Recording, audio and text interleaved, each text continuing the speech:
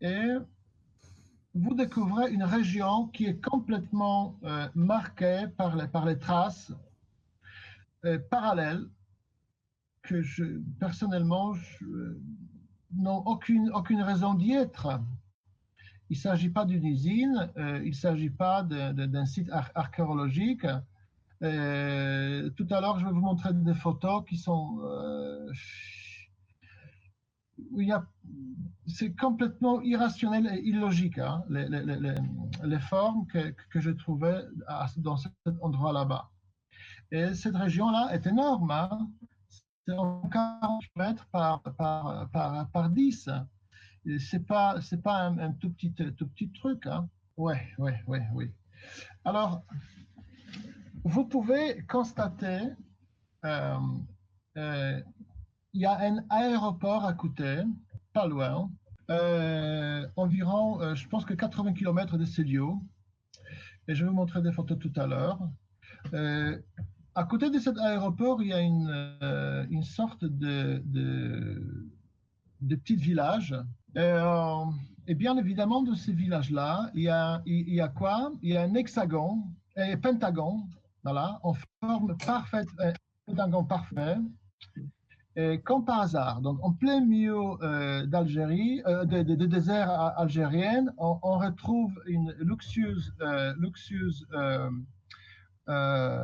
petit village avec un pentagone à l'intérieur, exactement comme le pentagone de l'armée des États-Unis et le pentagone où on avait vu les paraboles. Il y a quand même un peu trop coïncidence, un site qui est complètement où il y a des routes à gauche et à droite complètement inexpliquées et un pentagone juste à côté. Je ne sais pas, je vous laisse réfléchir. Moi, j'ai aucune réponse. J'ai absolument aucune idée qui peut faire ça, ce travail-là, pour quelle raison. Voilà, allez-y, régalez-vous, trouvez des réponses. Donc, ce que Valdec nous demande d'aller regarder sur Google Earth, donc c'est visiblement cet aéroport avec ces étranges structures, avec donc des routes un peu partout. Ces structures-là, par exemple, et il y a un quadrillage. Voilà. Donc, chaque layon, chaque ligne est espacée 250 mètres à peu près. Voilà. Et il nous mentionne un pentagone que je n'ai pas réussi à trouver, et à la rigueur, je m'en tape un peu. Bref, Valdec ne comprend pas ce qu'il a devant les yeux. Ça prouve, et puis il a dit qu'il a eu beau avoir cherché hein, dans le coin, il ne comprend pas ce que c'est quelque chose qui lui échappe. Bon, voilà. Ça prouve à quel degré se situe le pouvoir de recherche d'un chercheur de vérité comme Valdec, hein, qui dit que voilà, il a été soi-disant chercheur, constructeur de bateaux, enfin bref, Valdec il cumule les compétences, mais la compétence recherchée et trouvée, elle est un peu en grève hein, en ce moment. Alors, à sa décharge, il ne sait peut-être pas, mais moi je vais vous montrer des structures à peu près semblables en Nouvelle-Calédonie.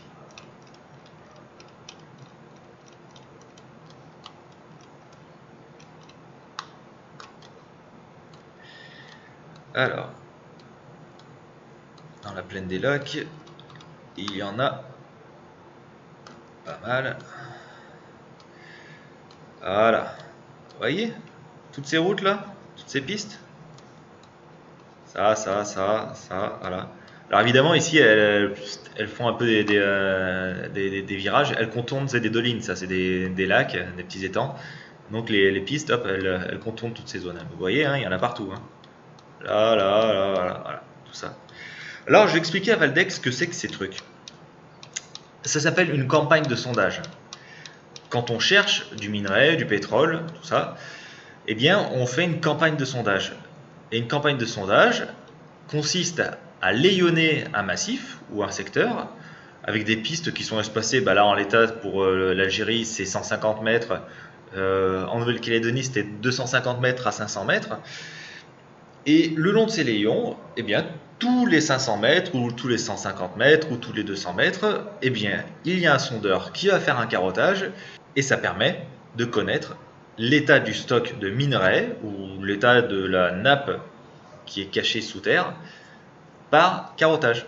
Donc, on envoie une sondeuse, elle fait un carottage, les géologues analysent cette carotte, et ça permet de connaître l'état de connaître la capacité d'un site en vue de futures exploitations minières ou bien ça ne sera pas exploité parce que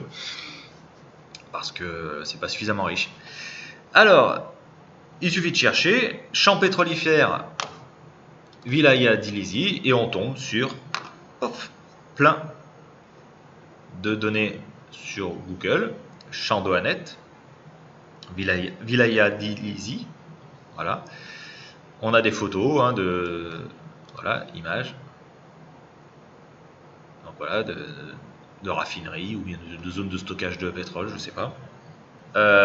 Inanemas, voilà, une commune de la Wilaya d'Ilizy, située dans le sud de l'Algérie, à la frontière de la Libye. La commune est créée à la fin des années 50, après la découverte de gisements d'hydrocarbures qui ont entraîné le développement d'importantes structures pétrolifères, d'huile et de gaz dès les années 1960.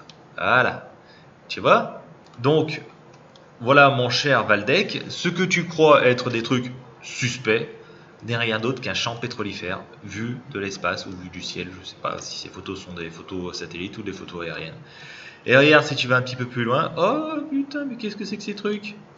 Merde, des puits de pétrole. Voilà, base vie. Voilà, c'est une base vie. Hein. Ça, c'est quand il y a des... les bases vie, c'est pour tous les mineurs, quand ils travaillent sur des sites isolés, les compagnies minières leur créent des petits villages pour leur permettre de vivre, dormir, manger, se laver, voilà. Donc voilà, mon cher Valdec, tu es en plein milieu d'un champ pétrolifère et tout ce que tu crois un peu suspect, c'est rien d'autre que des layonnages de prospection. Voilà, tu vois tout ça. Voilà, ce que tu trouves très bizarre. Voilà. Donc chercheur de vérité, parfait dans la bande à Nenki.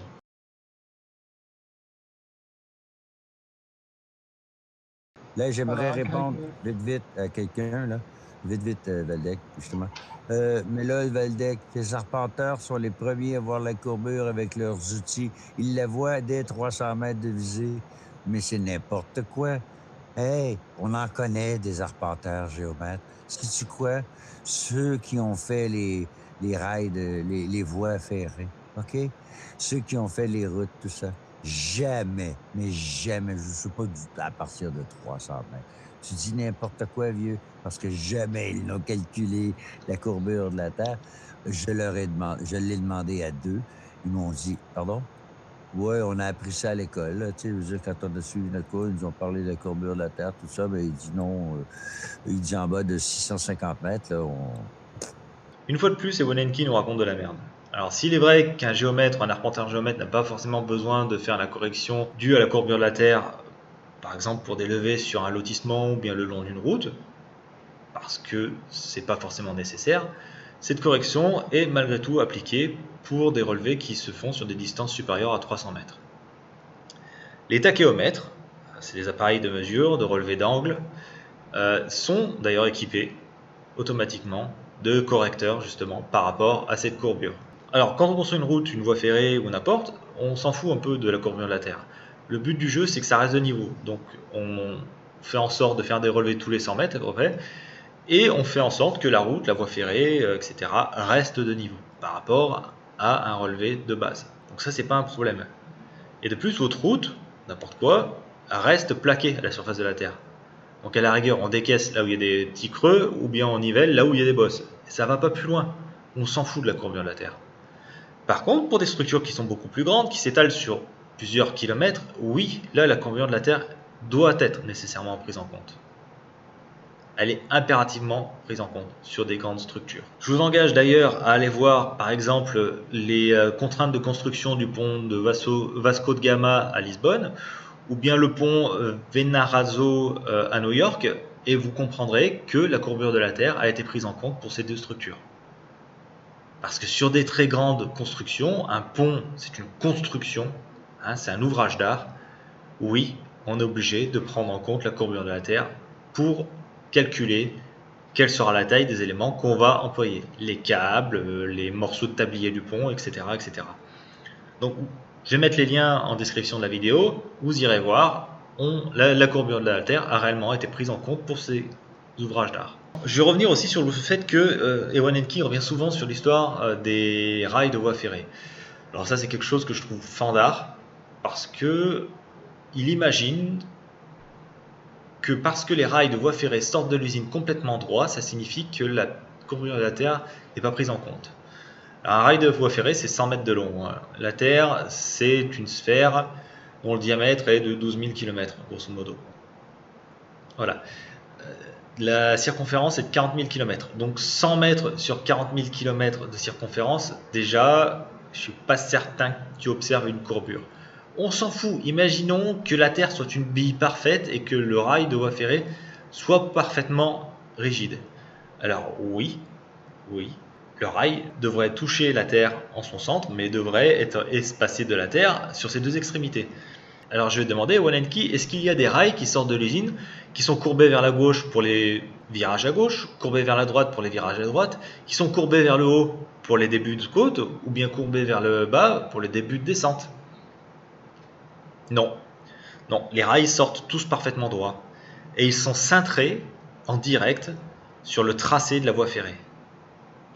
Quand on pose un rail sur une voie ferrée, eh bien on le tord pour le fixer aux traverses. J'en veux pour preuve cette photo. Donc c'est une photo d'une voie ferrée en Nouvelle-Zélande suite au tremblement de terre qu'il y a eu à Christchurch il y a plusieurs années. Regardez comme les rails ont été déformés par le tremblement de terre. Voilà. Donc un rail c'est flexible. C'est de l'acier, mais c'est flexible. Et on va le tordre. Et le rail, quand on le déroule sur une distance aussi longue, le rail c'est comme de la ficelle. Il se plaque à la surface de la Terre, il va se plaquer au sol. Donc il n'y a pas besoin de faire un rail qui soit courbe pour suivre la courbure de la Terre. C'est complètement con.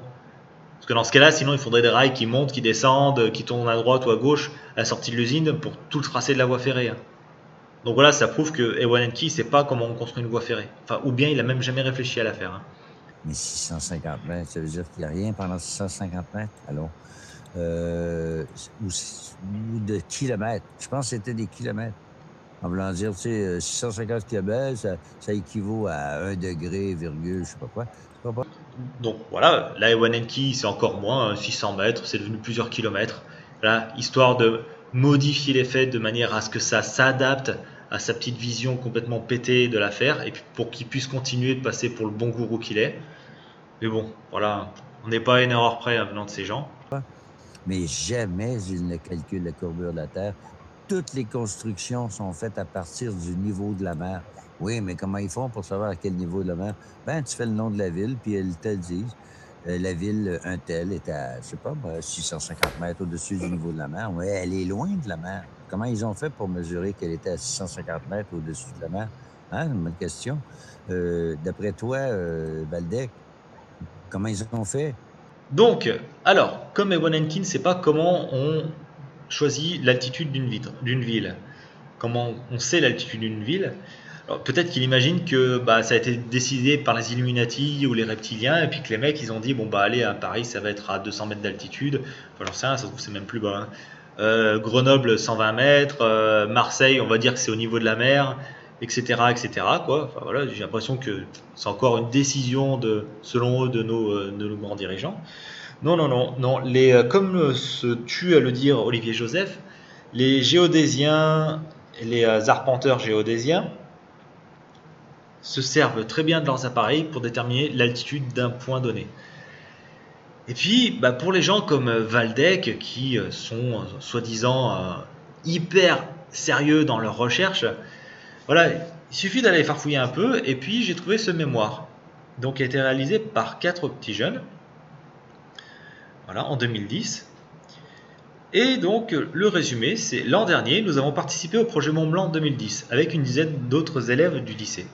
Notre but était de gravir le Mont Blanc, mais aussi d'aller sur les traces d'Horace Bénédicte de Saussure, 1740-1799, et de reproduire certaines de ses expériences. Nous nous sommes penchés sur le problème de la détermination de l'altitude d'une montagne, d'abord pour le môle, puis pour le Mont Blanc. Pour la méthode géodésique, nous avons été aidés par un géomètre, et pour pouvoir effectuer notre calcul, nous avons dû mesurer une distance et 11 angles. Voilà. Méthode barométrique, après, oui, ils se sont servis d'un baromètre en montant sur le Mont Blanc, mais voilà. Donc ces jeunes, ils ont calculé la hauteur de 2 montagnes, à la fois en montant dessus, mais aussi en les observant d'en bas, en mesurant des angles. Donc ils expliquent un peu comment on fait, voilà, l'introduction, patati patata. Voilà, donc ils expliquent la méthode utilisée, les visées, donc la méthode que va utiliser un géomètre, un arpenteur géomètre, un arpenteur ou un cartographe, donc en se servant d'un théodolite ou d'un tachyomètre. Voilà, donc ils expliquent toutes leurs méthodes, leurs calculs. Alors pour ceux qui disent les calculs c'est trop compliqué, c'est des trucs pour les scientifiques, c'est pas compliqué.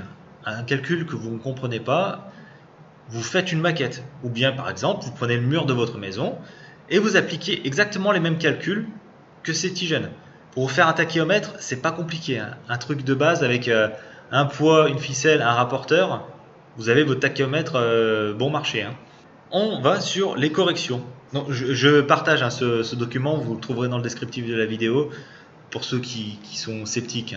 Voilà. Les visées ne suffisent pas, il faut tenir compte de 2 choses, la Terre n'est pas plate et les rayons lumineux ne se propagent pas en ligne droite. Correction CS due à la sphérécité de la Terre. La Terre est ronde. Lorsque l'on détermine la hauteur d'une montagne par rapport à un plan horizontal passant par la station de visée, on effectue une erreur. On applique une correction de sphérécité.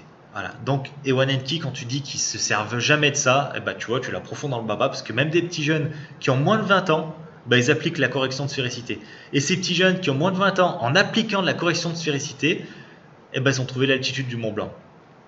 C'est quand même sacrément con, Et tout est expliqué. Voilà, leurs calculs sont là, vous pouvez les refaire. Tous leurs calculs sont là.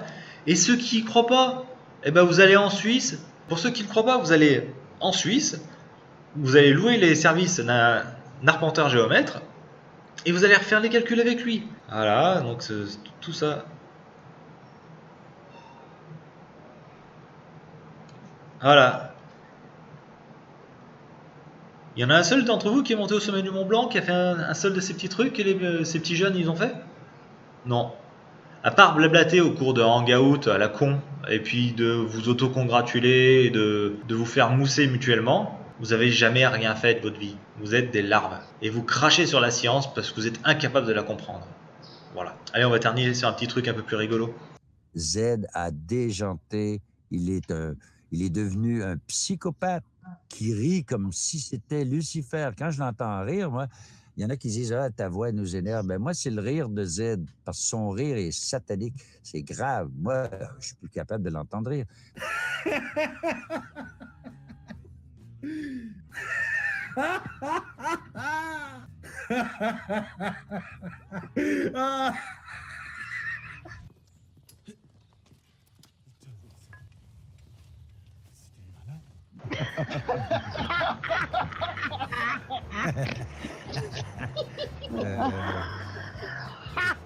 n'y a pas que ça.